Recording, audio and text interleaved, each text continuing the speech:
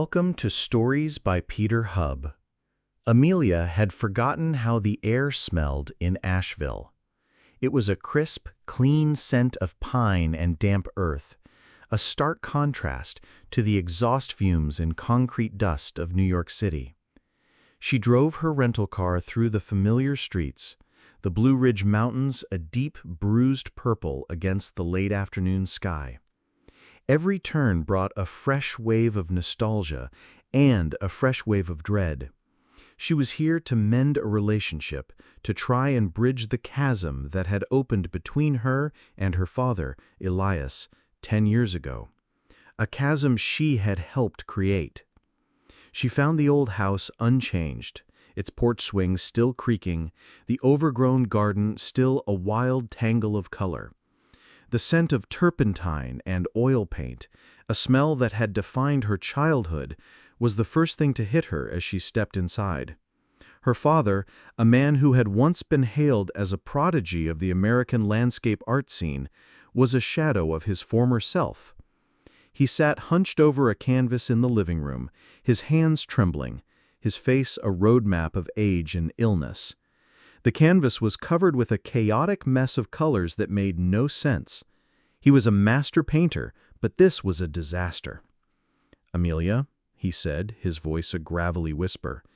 "You came." "Of course I came, Dad," she replied, a tenderness in her voice that had been absent for too long. She moved closer, looking at the work. "What are you doing?" He didn't answer right away. He just stared at the canvas, his eyes distant. "I'm painting, my last one, the one that will make them remember me." Amelia's heart ached. She knew he was trying to reclaim his glory, but his hands were no longer steady, his mind no longer sharp. His paintings had been a source of both wonder and pain for her. They had always come first. That's what the fight had been about all those years ago. But now all of that seems so petty. "It's a beautiful mess," she said, trying to be kind. He chuckled, a weak, rasping sound. Over the next few days, Amelia settled in, trying to find her rhythm. She helped him with his medication, cooked simple meals, and cleaned the house, which was littered with half-finished canvases and old art supplies. She tried to talk about the past, to heal the old wounds, but he would only talk about his masterpiece, the one that was supposed to bring him a new life. He called it legacy, a powerful piece that he said would be his final and most important work. But he wouldn't let her see it. He kept it locked in his studio, a room she was forbidden to enter.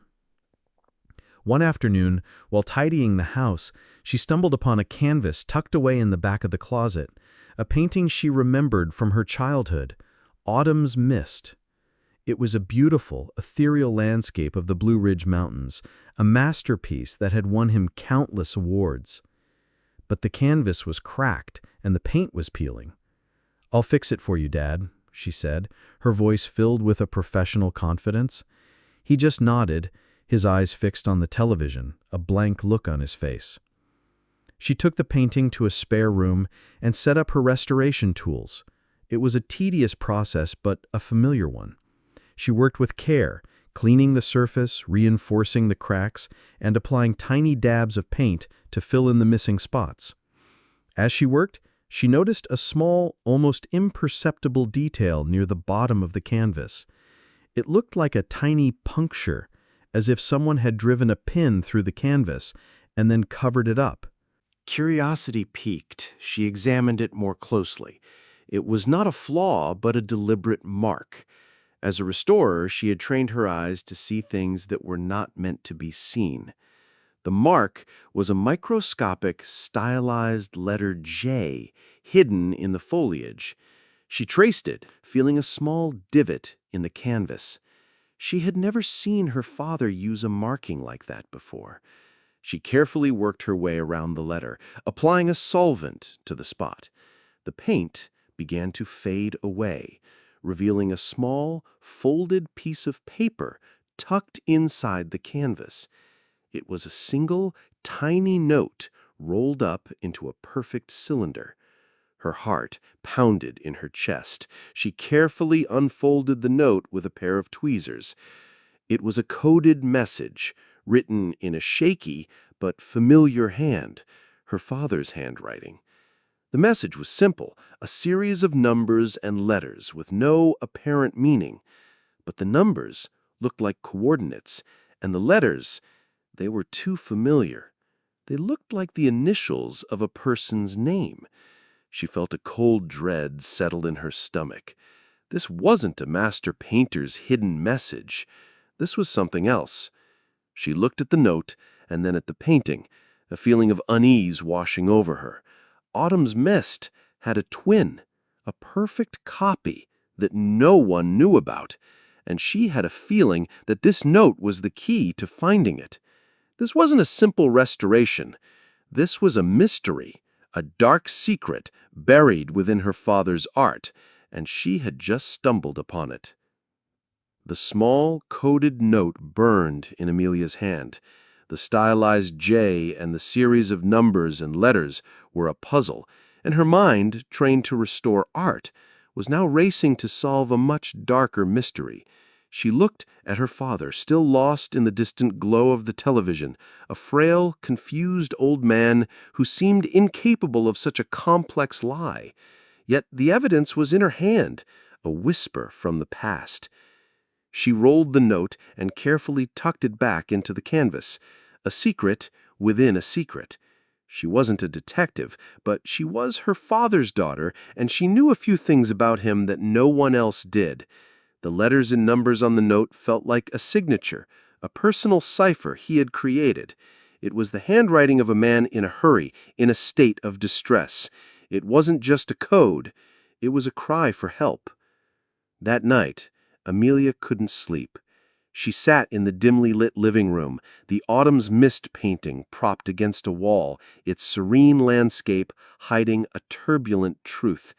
She felt a new purpose stirring inside her, a need to understand. The tension between her and her father had always been a quiet one, a cold war of unspoken resentments. Now she felt a burning need to know the truth, not just for herself, but for him. She had to know what had happened to her father that had led him to this point. The next morning, she went on a quiet search of the house. She looked for old photo albums, letters, and anything that might give her a clue. The house was a museum of his life, filled with artifacts from his long career, old brushes, half-empty tubes of paint, and stacks of art magazines. In the attic, she found a forgotten trunk, filled with old clippings and letters. It was a treasure trove of his past. She began to sort through them, her heart pounding with anticipation. The clippings were from a decade ago, detailing his rise to fame. She read about his solo exhibitions, his awards, and the critical acclaim he received. One name kept popping up: Julian. Elian's talented protege, the promising young artist Julian, whose work complements his master's so beautifully. There were dozens of mentions, articles full of praise for the pair. They were a team, a dynamic duo. The J on the note was almost certainly for Julian. Then the articles abruptly stopped mentioning him. In a final, grim clipping from a local newspaper, a small, barely noticed article titled "Local Artist's Sudden Disappearance Shocks Art Community" caught her eye.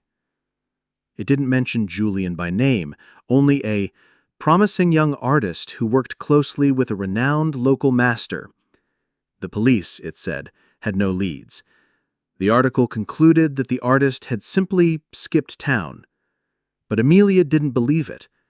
This was not the story of a man who just left. This was the story of a man who vanished. She delved deeper, her search becoming more frantic.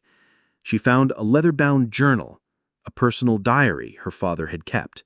She flipped through the pages, her fingers trembling. The entries were a mix of art notes and personal reflections. Then she found it. An entry from 10 years ago, written in a shaky, almost unreadable hand. "Julian is gone," the entry read. "I have made a terrible mistake. He is gone. and it is my fault. I did a deal with a man who promised to fix everything, and he took him. He took my son in all but blood. He promised to give Julian back if I delivered what he asked for, but I have nothing left to give. I am alone, with only my shame to keep me company. There's no one left to trust. The text was stained with what looked like tears. The J was not just a symbol. It was a mark of a person who had been taken from her father, a person he considered family. Her father hadn't just lost a protege, he had lost a son. The numbers and letters on the note from the canvas began to make more sense now. They were an address, a code of his last known location. He was trying to find him. Amelia's investigation was no longer about art. It was about a conspiracy, a kidnapping, and a betrayal that had haunted her father for 10 years. She had to find Julian. She had to find out what had happened. Amelia packed a small bag. She knew she couldn't involve her father. His mind was too fragile. The only way she could get answers was to get them herself. She looked at her father, who was still in the living room, his eyes fixed on the television, his mind in a world of his own. She kissed his forehead, a tear slipping down her cheek. "I will come back with the truth, Dad," she whispered. She grabbed her car keys, and as she stepped outside, the cool Asheville air hit her face, a promise of a journey she had to take alone. The mountains in the distance looked vast, and the road ahead felt long. She was no longer just a restorer of art. She was a restorer of lives. Amelia drove away from her father's house, the small town of Asheville disappearing in her rearview mirror. The address from the note led to a remote, mountainous area. The GPS signal was spotty, but she followed the winding two-lane road, the towering Blue Ridge Mountains her only guide. The journey felt like a descent into the past, each mile taking her further from the life she had built and deeper into the secrets her father had kept. The road ended at a rusty chain-link fence, the entrance to a forgotten logging road. Beyond it, a small, isolated cabin was nestled among the trees. The J from the note and the address from the diary were for this place. It was Julian's last known location. Amelia's heart pounded in her chest. She got out of the car, her feet crunching on the gravel. The cabin was old and dilapidated, its windows boarded up. It looked abandoned. She tried the door, but it was locked. A chill ran down her spine. Julian hadn't just skipped town.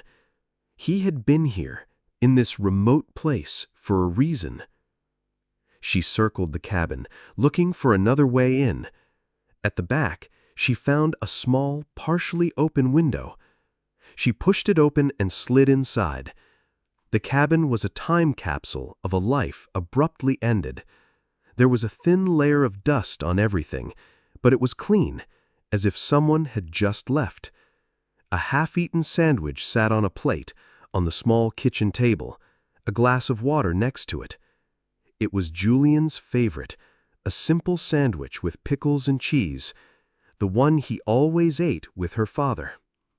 She walked through the cabin, her eyes scanning every detail. In the living room, a dusty canvas lay propped against the wall.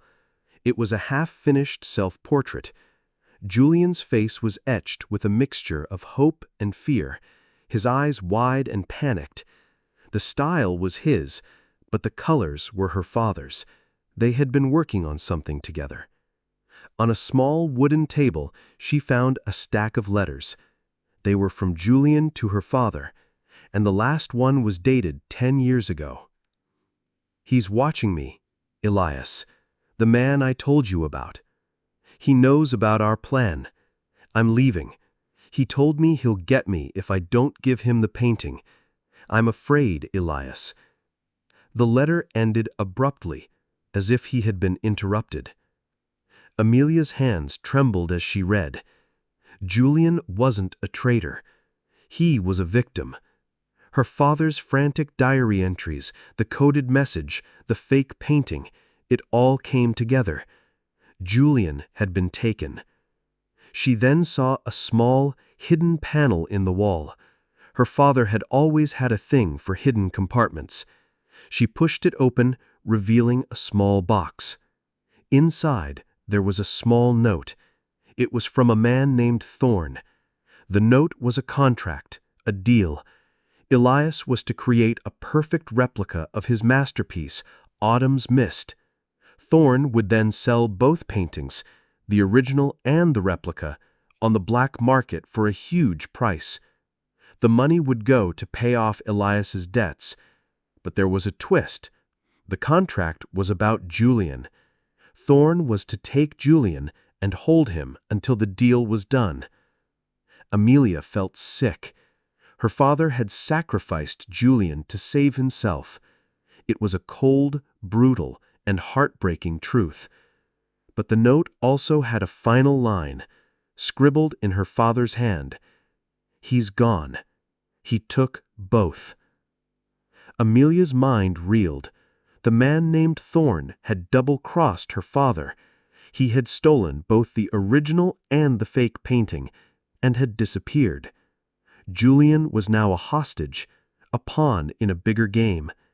The J on the note wasn't just a symbol of Julian. It was a desperate plea from her father to her. He was asking her to find Julian, to right the wrong he had done. She heard a car engine in the distance. The sound was getting closer. Her heart pounded in her chest. She had to hide. She ducked behind an old wooden chest, her body tense. A man with a scar on his face stepped out of the car.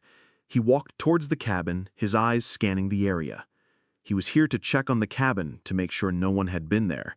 He was looking for something, or someone. He saw the open window and his eyes narrowed. He looked around, and then he saw her. He had a look of pure rage on his face. She had been discovered. She had to run. She jumped out of the window and ran into the woods, her heart pounding in her chest. She was no longer just a restorer of art. She was a fugitive, and the man who was coming after her was a killer. She was in a game she didn't know she was playing. Amelia ran, a desperate, breathless sprint through the dense forest. The man with the scar was just a few feet behind her, his heavy footsteps thudding on the forest floor, a sound that mirrored the frantic beating of her heart. She was no longer a restorer of art. She was a hunted animal, a trespasser who had stumbled upon a dangerous secret. She knew the woods. She had grown up here, exploring every trail, every hidden creek. She veered off the main path, using her knowledge of the terrain to her advantage, jumping over a fallen log and sliding down a steep, rocky embankment. The man, less agile, lost his footing. She heard a curse and the thud of his body hitting the ground. It was the break she needed. She didn't stop to look back. She just ran, the scent of pine and wet earth filling her lungs.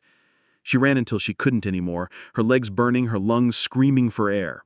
She finally collapsed behind a large moss-covered rock, her body trembling with exhaustion and adrenaline. She waited, listening. The sounds of the forest returned, the chirping of crickets, the rustling of leaves, the distant call of a bird. The man was gone, for now. She lay there for what felt like an eternity, trying to calm her racing heart. She looked at her phone. No signal. She was truly alone in the wilderness, miles from civilization. She had to get to Julian. The man with the scar was Thorne's accomplice, and she was now a target.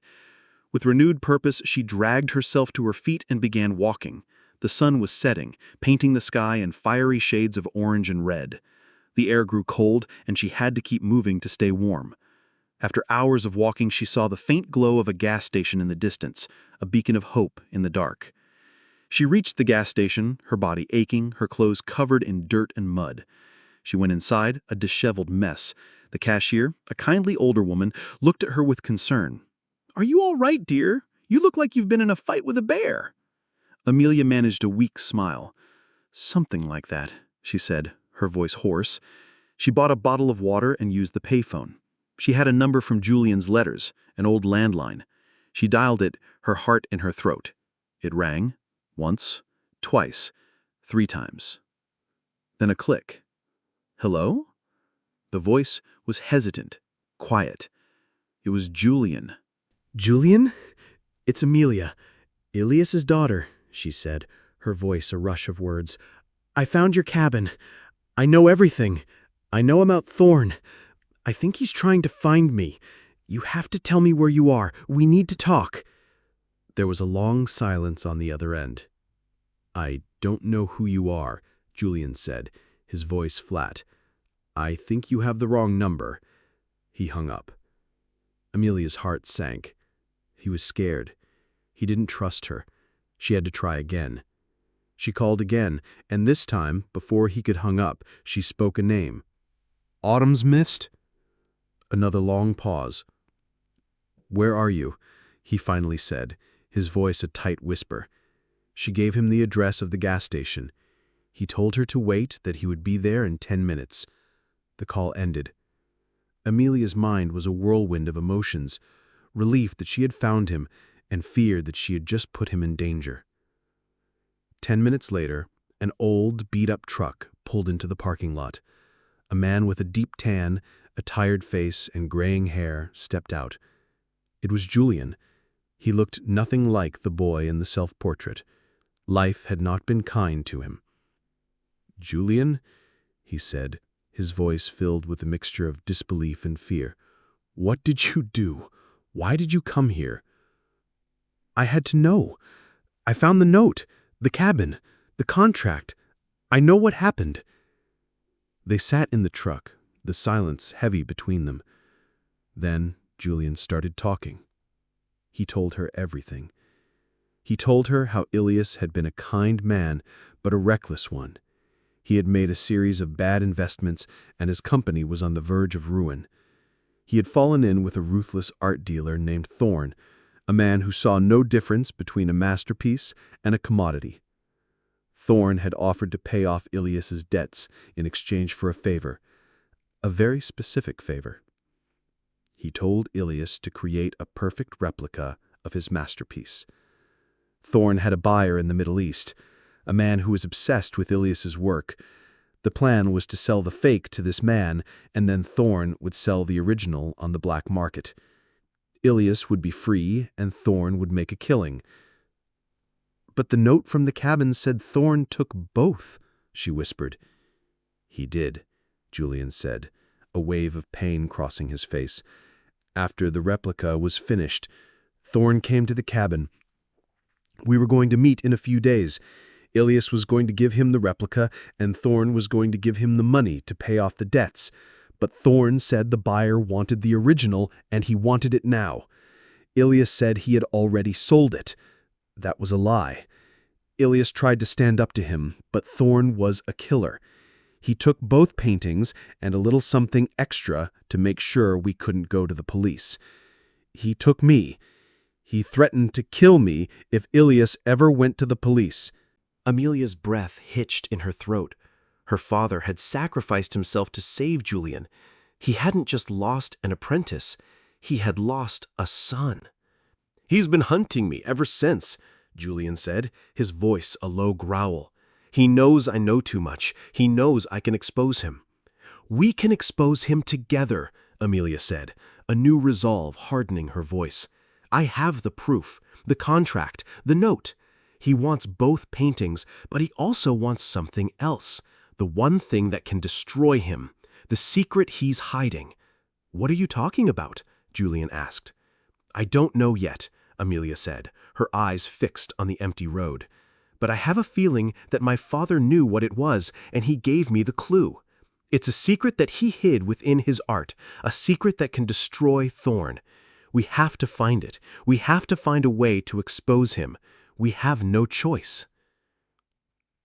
The night air was cold, and the silence in Julian's beat-up truck was heavy with unspoken questions.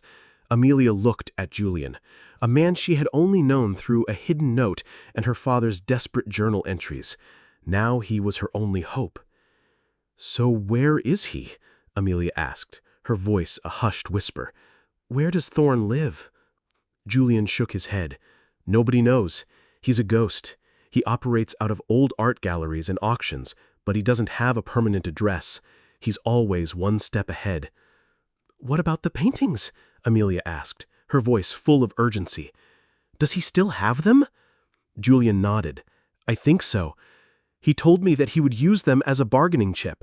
He was going to sell them on the black market to get more money, and then he would come after me to tie up the loose ends. He told me he would kill me if I ever told anyone. Amelia's heart sank. Her father's desperate lie put 2 lives in danger. We have to go to the police, she said, her voice trembling. We have to tell them everything. Julian laughed, a harsh, bitter sound. You think the police can help us? Thorn has a network of powerful people working for him. He has been in the business for years. The police will just look at us like we're a couple of lunatics, and then he will come after us. Amelia knew he was right. They had no proof, just a note and a contract that proved nothing, but she wasn't a woman to give up. Then we'll find the proof ourselves, she said, her voice full of resolve. We have to find out what he's hiding. My father knew what it was. He hid the secret in his art. We just have to find it. Julian stared at her, a glimmer of hope in his tired eyes. What are you talking about? The note, Amelia said, a fire burning in her eyes. It's a clue, a puzzle. It's not just an address, it's a map.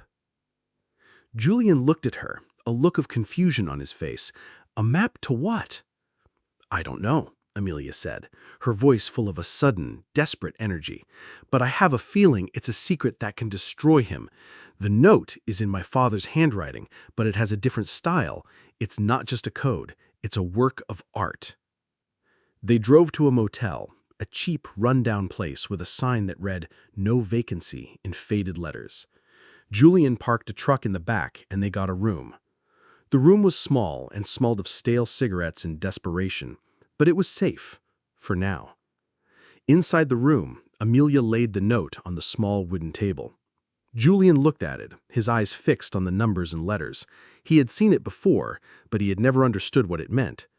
The numbers, Amelia said, her voice full of an almost manic energy. They're not just numbers, they're coordinates. She pulled out her phone and started typing, her fingers flying across the screen. The coordinates led to an abandoned warehouse in the city. The warehouse was owned by a dummy corporation, a shell company that Thorn had set up to launder money. It's a secret location, Julian said, his eyes wide. It's where he keeps the paintings. And the letters, Amelia said, her voice full of a newfound purpose. They're a cipher, a key. Julian shook his head. I'm not a code breaker. I don't know what they mean. I do, Amelia said, a smile on her face. My father loved puzzles. He taught me to play a game when I was a kid. He called it The Last Supper. It was a game about art history. He would hide a secret in a painting, and I would have to find it. He would give me a code, and I would have to solve it. Julian looked at her, his eyes full of awe. You're a genius. No, Amelia said, her voice a quiet, determined whisper. I'm his daughter. She took out a small sketchbook and a pencil and started to draw. She drew the letters from the note, then she began to draw a replica of the painting. She drew the intricate details, the subtle strokes, the way the colors blended together. She drew the way her father had taught her to draw. She then showed him the drawing. It was a perfect replica of the painting with a small, almost imperceptible detail. A hidden symbol, a small circle with a line through it. It was the key. What is it? Amelia asked, his voice full of curiosity. It's the symbol for the sun, Amelia said, a triumph in her voice. My father would always hide the sun in his paintings. It was a secret, a symbol of hope. It was a message to me. He was telling me to find the sun. Julian stared at the drawing, his eyes wide with disbelief. What are you talking about? The original painting is not just a painting, it's a map, and the sun is the key. It's the key to the location where he hid something that Thorn wants. Something that can destroy him. and I have a feeling that something is very, very important. The coordinates from Amelia's phone led them to the warehouse district on the outskirts of the city. The abandoned building was a monument to industrial decay, its broken windows like vacant eyes staring out at the desolate landscape. It was a perfect hiding place for a ghost like Thorne. Julian parked his truck a block away. The air was thick with the smell of rust and dust. Amelia's heart pounded in her chest, a drumbeat of fear and resolve. She clutched the note, the coordinates, and the cipher a burning weight in her hand. "It's here," she said, her voice a hushed whisper. "This is it." Julian looked at her, his face a mask of determination. "How do we get in?" he asked, his voice low. Amelia pointed to the back of the building.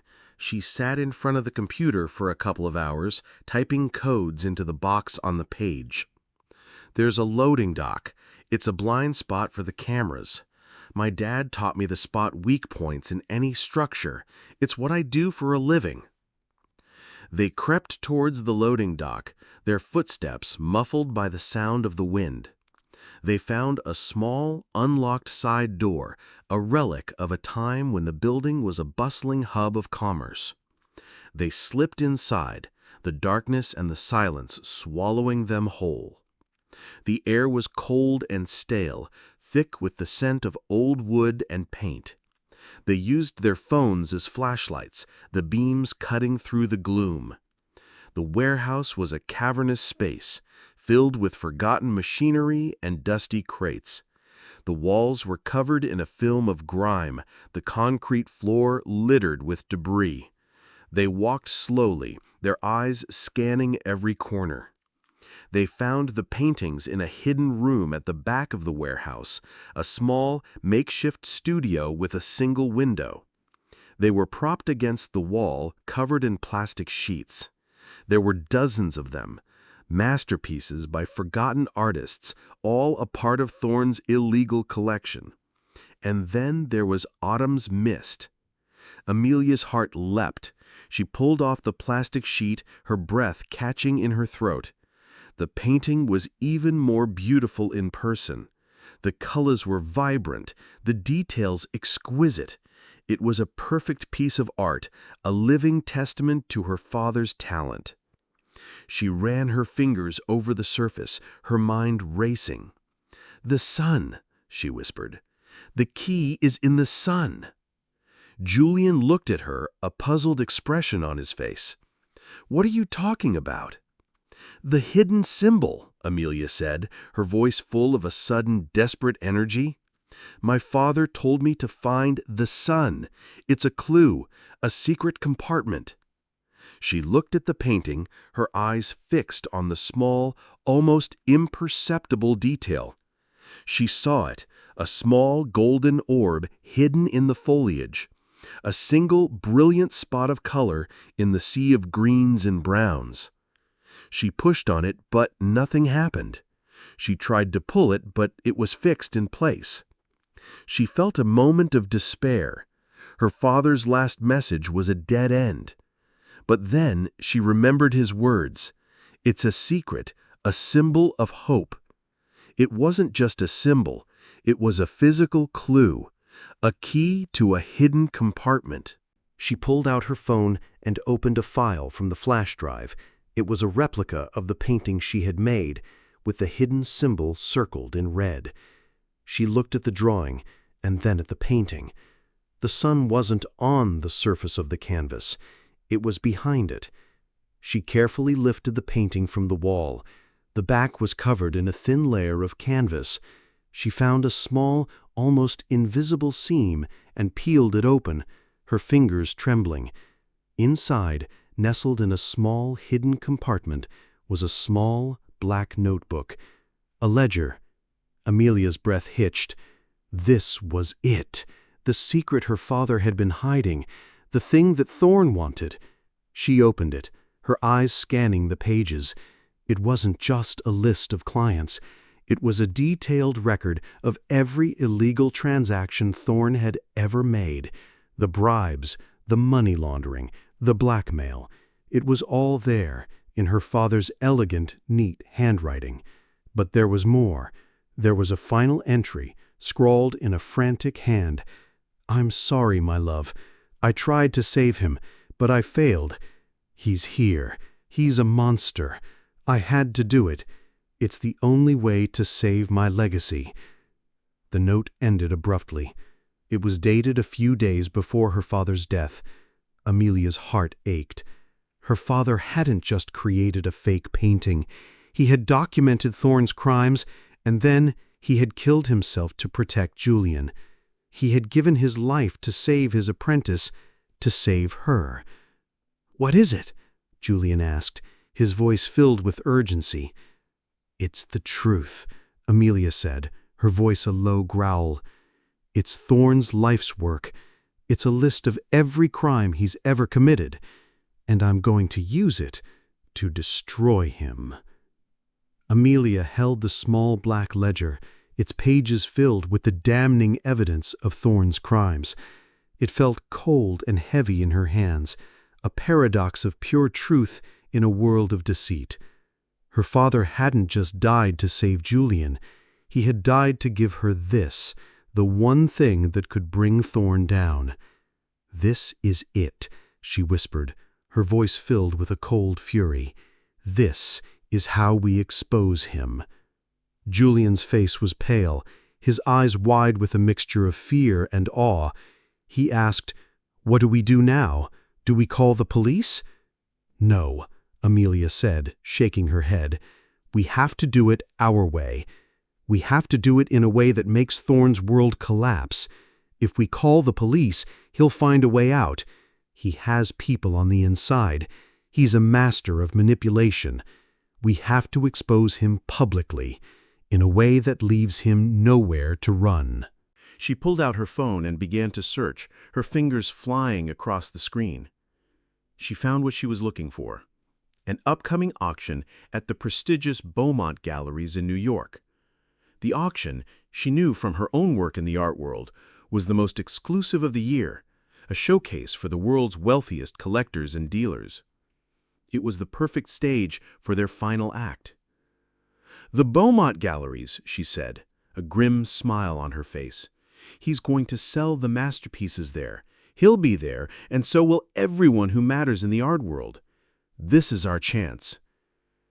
But there was a problem. The auction was invitation only, and Amelia hadn't been to one in years. She was a ghost in the New York art world, a woman who had walked away from it all to live a quiet life. She was an outsider. She wouldn't be able to get in. "We need a plan," Julian said, his voice full of a sudden desperate energy. "We can't just walk in there." "I know," Amelia said, a fire burning in her eyes. "We don't need to walk in. We need to create a scene. We need to do something that will force everyone to look at him, and when they look at him, we'll show them the truth." They spent the next few days in a small rundown motel room, a fortress of a kind. They pored over the ledger, deciphering her father's elegant script. The ledger was a work of art in itself, a testament to her father's meticulous nature. It contained a list of every illegal transaction Thorne had ever made, every bribe, every money laundering scheme. It also had a list of his associates and clients, a rogues gallery of the world's most powerful criminals. They were all there in the pages of the little black book. As they worked, Julian revealed more about his past with Thorne. He told her about the fear, the threats, and the constant feeling of being watched. He told her how Thorne had destroyed his life, forcing him to live in a self-imposed exile, to give up his art, and to live in fear. He had been a prisoner, and now he was finally free. Their plan was simple and insane. They would use Amelia's connections to get a message to the auctioneer. They would make a very specific demand, one that no one would refuse. They would tell them that a new, unlisted painting would be available for auction. The painting, Autumn's Mist. "It's the perfect trap," Amelia said, her voice filled with a manic energy. "He won't be able to resist. He'll have to come. He'll want to get his hands on the original. And when he comes, we'll be waiting." Julian looked at her, his face a mask of disbelief. "He's going to kill us," he said, his voice trembling. "Maybe," Amelia said, a ghost of a smile on her face, "but we're going to give him a choice. We'll give him a choice between his life and his legacy, and he'll choose the one he can't live without." She looked at the ledger, at the names and numbers that represented Thorne's empire. He was a master of his craft, but he was about to meet his match, an artist who had lost everything, but had gained the one thing he needed to win: the truth. The Beaumont Galleries was a cathedral of wealth and culture. The air was thick with the scent of perfume and old money, the low hum of conversation a backdrop to the quiet symphony of clinking glasses. Amelia and Julian stood at the edge of the crowd, two outsiders in a world of insiders. Amelia, in a simple black dress, looked out of place among the glittering gowns and tailored suits. Julian, in a borrowed tuxedo that was too tight in the shoulders, looked even more so. But they were here, and that was all that mattered. They had used Amelia's connections to get a message to the auctioneer. A new painting, a masterpiece from a legendary artist, would be available for a special last-minute auction. The name of the artist was a closely guarded secret, but the hint that it was a legendary piece was enough to create a frenzy. The art world was a shark tank, and they were about to drop a piece of fresh meat into the water.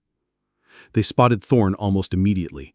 He was in the center of the room, a predator in his natural habitat, surrounded by a group of collectors and dealers. He was laughing, his face a mask of practiced charm. He was a man who had built his empire on lies, and now he was about to face the truth. As the auction was about to begin, Amelia made her move. She walked up to the auctioneer, her heart pounding in her chest. "Mr. Vance," she said, her voice a quiet, determined whisper, "I have a new piece for you. A masterpiece." Mr. Vance, a man who had seen it all, looked at her with a raised eyebrow. "Amelia," he said, his voice a low, amused growl, "you've been gone for years. What do you have for me?" Amelia smiled, a grim, determined smile. "The original, my father's masterpiece." Mr. Vance's eyes widened. He knew the story of Elias, the forgotten genius. He knew that the original Autumn's Mist had disappeared years ago. He looked at her, his eyes full of a mixture of disbelief and greed. "Are you sure?" "I'm sure," Amelia said, her voice a confident whisper. "It's the real thing. It's a secret that my father kept for years. A secret that can destroy a man's life." Mr. Vance's eyes darted to Thorne, who was still laughing with his friends. He knew Thorne was obsessed with the painting, that he had been searching for it for years. He also knew Thorne was a very dangerous man. But he was a man of business, and the promise of a masterpiece was a powerful lure. "I'll give you a chance," Mr. Vance said, his voice low and serious. "Bring it to the stage. If it's the real deal, we'll auction it tonight." Amelia nodded. She went back to Julian, her face a mask of triumph. "It's on. We're going to get him." Julian's face was pale, his eyes wide with fear. "He's going to kill us," he said, his voice trembling. "Maybe," Amelia said, a ghost of a smile on her face. "But we're going to give him a choice. We'll give him a choice between his life and his legacy, and he'll choose the one he can't live without." As the auction was about to begin, Amelia and Julian moved to the back of the stage. They had the original painting, Autumn's Mist, but they also had the fake, the one her father had made, which was hidden in a canvas bag. They were ready. The auction began with a flurry of bids, the crowd a symphony of greed and desire. Then Mr. Vance announced the special auction. "Ladies and gentlemen," he said, his voice a dramatic whisper, "I have a special surprise for you tonight. A masterpiece from a legendary artist, a man who has been forgotten for too long, a painting that has been lost. I give you Elias, the master of the mist." The crowd erupted in applause. The painting was placed on the easel, a spotlight shining on it, illuminating every detail. It was breathtakingly beautiful. The colors, the light, the emotion, It was all there, a living testament to a man's genius. Thorne's eyes were fixed on the painting, his face a mask of pure, unadulterated shock. He knew the painting. He knew it was the original. He had been looking for it for years, and now it was right in front of him. He had to have it. "I want it," he said, his voice a low, commanding growl. "I'll pay anything for it." The bidding war began. It was a fierce and brutal affair. Thorne was a man of power, and he was determined to win. He outbid everyone, his voice a constant, unwavering roar. He was a man who had everything, but he wanted this one thing more than anything.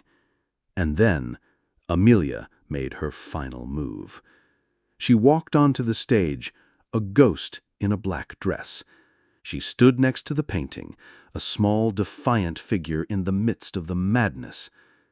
"I have something to say," she said, her voice a clear, ringing bell. "This painting is not the one you think it is. This is a fake. The real one is right here." She held up the canvas bag. "And the secret is, I have a ledger that tells me everything that Thorne has ever done. Every crime, every lie, every betrayal. It's all in here, and it's all in my father's handwriting." The crowd gasped. Thorne's face was a mask of pure, unadulterated rage. He looked at Amelia, his eyes filled with a murderous fury. "You bitch, you're dead." But it was too late. The cameras were on them, the reporters were on them, and the police, whom Julian had called from a nearby payphone, were on their way. The game was over. The crowd at the Beaumont galleries erupted. Whispers turned to shouts, and then to a cacophony of questions and gasps. Thorne, a man who had built his life on control, was losing it. His face was a mask of pure, unadulterated fury, his eyes fixed on Amelia. She stood there, a small, defiant figure in a simple black dress, holding the canvas bag with one hand and the small black ledger with the other. She was a ghost who had come back to haunt him, a final, living piece of evidence against him. "This is insane," he bellowed, his voice echoing through the silent gallery. "She's a liar, a con artist. Don't listen to her." But it was too late. A few reporters had already pushed through the crowd, their cameras flashing, their microphones pointed at Amelia. The truth was out, and there was no going back. "Mr. Thorne, is it true you're involved in a money laundering scheme?" a reporter shouted. "Mr. Thorne, did you blackmail the artist Elias?" another asked. Thorne looked at them, his eyes darting back and forth, trying to find a way out. He was a master manipulator, but he had never faced a public spectacle like this. His power lay in the shadows, not in the unforgiving light of the press. He knew he had to act, and he knew he had to act fast. He reached for his phone, ready to make a call to his people, to his lawyers, to everyone who could help him. But before he could, Amelia took a step forward. "It's all in here," she said, her voice a quiet, clear bell. "The ledger, my father's handwriting, every bribe, every stolen painting, every illegal deal, it's all here, and it's all going to the police." At that moment, the doors to the gallery burst open and two uniformed officers entered, their faces grim and serious. Julian had made the call. He had given them the address, the situation, and Thorne's name. The police who had been investigating Thorne for years finally had the evidence they needed. They moved through the crowd, their eyes fixed on Thorne. He was a man of power, a man who thought he was untouchable, but he was about to learn that he was just a man. Thorne's face went pale. He looked at Julian, a look of pure, unadulterated hatred in his eyes. He knew he was done. He had lost. He had lost to a man he had ruined, a man who had nothing left to lose. He tried to run, but it was no use. The police were too fast. They grabbed him, their hands like steel traps. As they led him away, he looked at Amelia one last time. "You will regret this," he whispered, his voice full of a low, venomous promise. "You have no idea what you've just done." Amelia just looked at him, her face a mask of serene calm. She had no regrets. She had done the right thing. She had honored her father's legacy, and she had freed Julian from his torment. She had faced her own past, and she had won.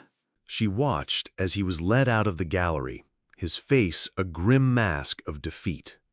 The crowd was still in a frenzy, their voices a symphony of shock and disbelief. But Amelia didn't care. She was free. She was no longer a prisoner of her father's lies. She was a woman who had faced her demons and had emerged victorious. The next few days were a blur of interviews, police interrogations, and legal proceedings. The media was in a frenzy, their headlines screaming about the scandal. The art world was in a state of shock, their foundations shaken by the revelation of Thorne's crimes. Julian, with Amelia's help, was able to clear his name. He was no longer a ghost, but a man who had been given a second chance. He and Amelia became friends, their shared experience a bond that would last a lifetime. Elias, the man who had started it all, was a hero in the end. He had lost his reputation, but he had saved his apprentice, and he had given his daughter the one thing she needed to save herself, the truth. He was no longer a forgotten artist, but a man who had found his masterpiece in an act of pure, unadulterated love. The end of the story is with Amelia and Julian returning to Asheville. The house is quiet, but it is no longer empty. Amelia has decided to stay, to open a small gallery, a place where she can show Julian's work and the work of other forgotten artists. She is no longer a restorer, but a woman who has found her own calling. She has learned that the greatest art is not found in a masterpiece, but in the truth. She has lost her father, but she has found her own path, and she has found a way to honor his legacy, one painting at a time. The last masterpiece was not a painting. It was a life.